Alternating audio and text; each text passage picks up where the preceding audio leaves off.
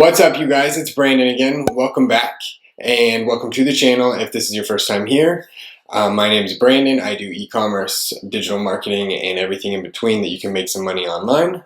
So welcome to the channel. But before we get started, don't forget to hit that subscribe button, give this video a thumbs up, and also leave a comment down in the comment section down below. Alright, you guys, so this last week, I actually hit a huge milestone in my company. I made it to the $1 million mark in revenue. And this has been a huge, huge deal for me because it's something that I didn't think was attainable with e-commerce. It was something that I didn't think I could make in e-commerce. And so I just want to show you like how much it cost me to get here, what my steps that I took to get here, but also just to show you that you can make $1 million doing an e-commerce store, whether it's dropshipping or building a brand. Now, I started out dropshipping and then I morphed it into a brand and kind of changed up the vibe a little bit. But now that we are where we're at today, I think that we can get to the $2 million mark probably within this next year.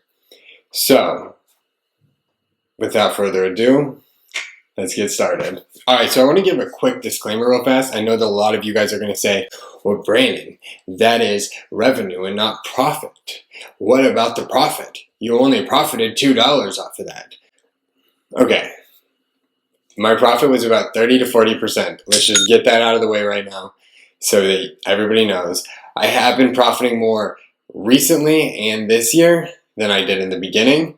That's where a lot of my profits were eaten up because I was trying to figure out an ad budget, an ad strategy, a good website design, and basically a lot of my budget and a lot of my revenue was eaten up in the beginning. And just as of recently, probably within the past 12 months, have I been able to take home money and put money in my pocket.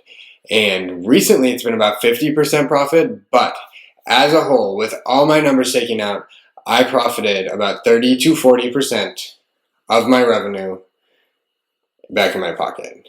So, quick disclaimer over. Alright, you guys, so as of today, October 7th, 2020, my revenue numbers sit at $1,004,104.69 right here. Those are revenue numbers. This calendar starts back to August 24th, 2018. So we are a little over 2 years in to building this brand.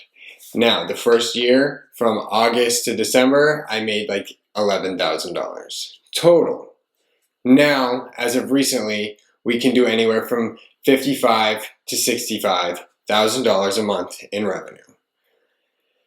Now we're going to set the brand up this holiday season. Cross our fingers that this holiday season is just killer because nobody can actually go out and shop, or a lot of people really can't be out and shop. I think Black Friday is dead. It's all moving online, which is good news for us.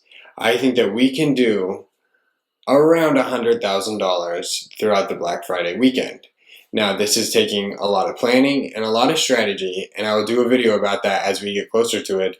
But I just want to show you that once you start making a good amount of revenue, it will snowball and you can get to the $1 million mark.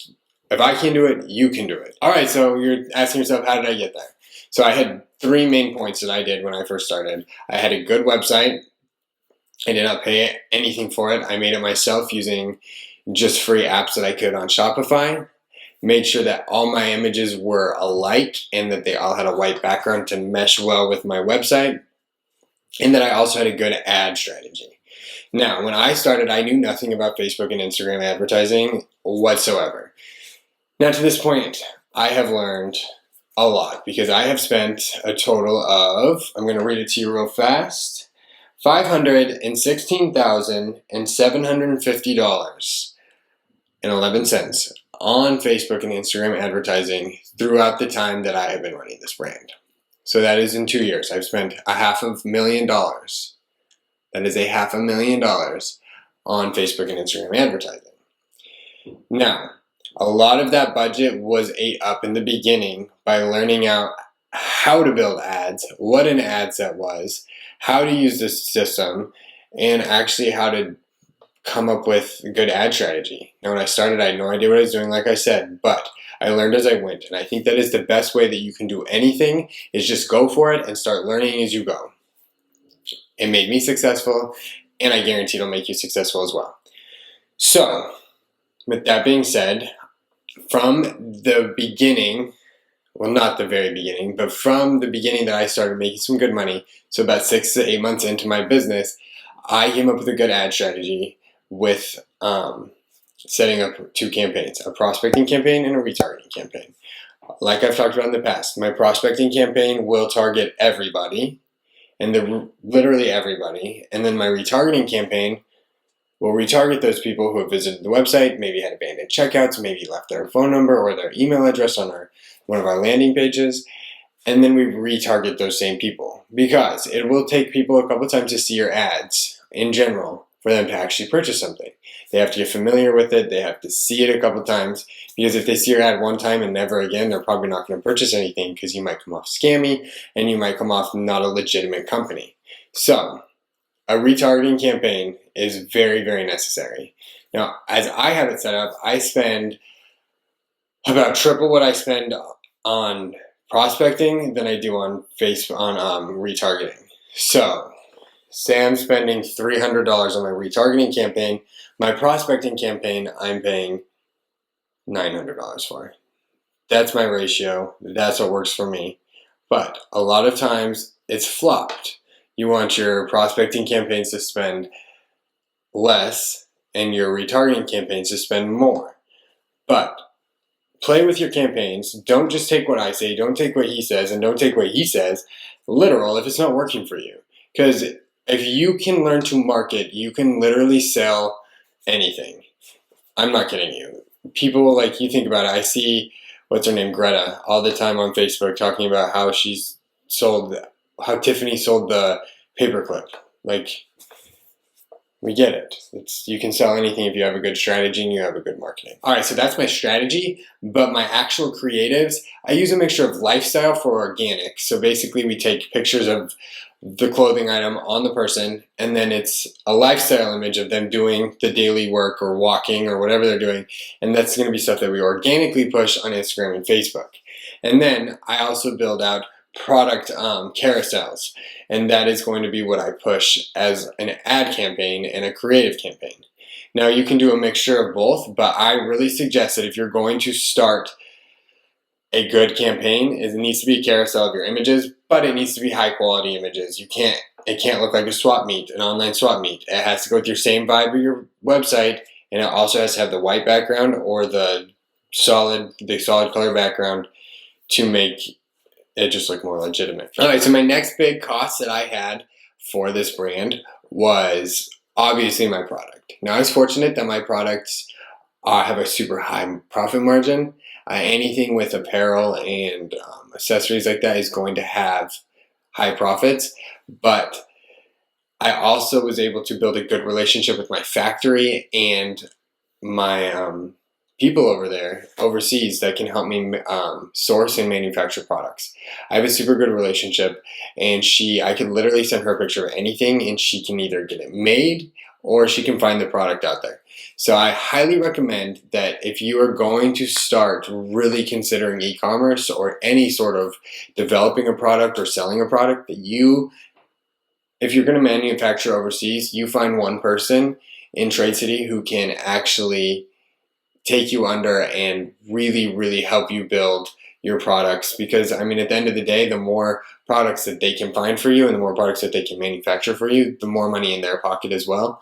So they have a little incentive to actually push and help you find what you need. All right, so I initially found my manufacturer on Alibaba by just doing a search of a lookalike. So, like, if you're looking for a t-shirt, you can go on there and you can just type in, like, I want 100% cotton t-shirts and with low hem or whatever it might be, and then just find similar products and just start reaching out to those factories over there or those retailers, and just start feeling out the waters, because you can find somebody it just might take a minute. But don't give up if you are running into dead ends, because there's people out there. You can manufacture any single product that you can think of. All right, so I have other costs obviously associated with my business, but they don't add up to a big significant number like my product and my advertising do.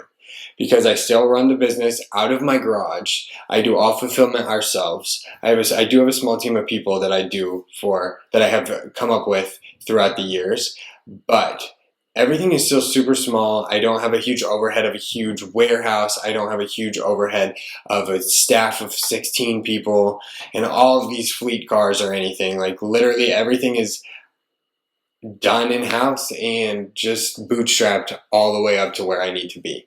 Now, I'm going to take my businesses and I'm going to expand them, and I want to do other brands, and I want to build other products, and I want to have other lines, and I want to have all these other product lines out there. But at the end of the day, it's just going to come down to just bootstrapping until I get there. Now, there was going to be a time will come around where I will need bigger space and I will need people to help me because I can't do everything with my team, and we're going to need more hands on deck. So those things will come, but I'm taking everything very slow and I'm perfecting everything along the way. A, just so I have a full control of my business, and B, so I know how to do it, because I think that knowledge is the key to everything. Like, if I'm doing something, I want to be able to tell you how to do it, and I want to be able to tell her how to do it. So that is why I'm here, is taking my knowledge and showing it to you. I'm not going to try to sell you some sort of crazy course or some sort of scam you guys for your money. It's just not me. I just genuinely want to share my knowledge and what I have going on out there and build this community of e-commerce, because I think that people don't really understand that there's like a community based around Shopify. So, all that aside, I know you're wondering, okay, so what is your final profit at the end of the day for the past 2 years off of $1 million in sales? All right, so off of that number of my $1 million, $4,104.69, my total profit at the end of those 2 years was $347,354.58. Right there, I just put in my calculator so you can see. And that's been a lot of hard work and a lot of dedication. Now, I know that does not sound like a lot of money, but if you put it into aspect of not being profitable for about 11 months, and then being just about 25 months into this, I think that it puts it into a little bit bigger perspective. All right, you guys, well, that's all I have. I'm not trying to flex. I'm not trying to do anything crazy. I just want to show you guys that you can make money online, and you actually can make $1 million off of Shopify. Now, don't forget to hit that subscribe button, smash that like button, and leave me a comment down in the comment section down below. Also, if you want to follow me on Instagram or TikTok, @Brandon Gansky, right there. Later, you guys.